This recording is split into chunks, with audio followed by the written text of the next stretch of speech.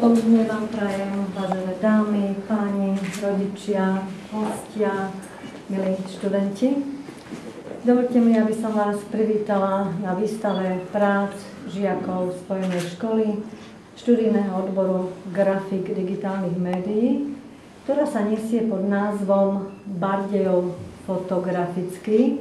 Túto výstavu organizujeme v spolupráci so Šarišským múzeum. Vítam teda pána riaditeľa inžiniera Gulteka, ktorému zároveň ďakujem, že nás prichýlil a dovolil nám tu prezentovať práce našich žiakov.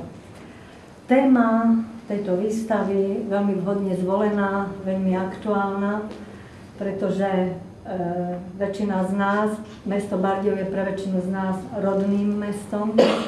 Mesto Bardejov je mestom, ktoré nesie veľmi veľa krásnych prívlastkov.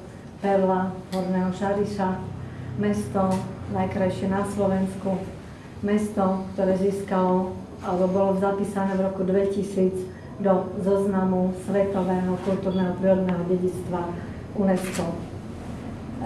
Práve to bol aj motiv pre našich študentov, aby to cítenie k svojmu mestu stvárnili v týchto fotografiách, ktoré budete mať možnosť hliadnúť. Toľko snáď na úvod.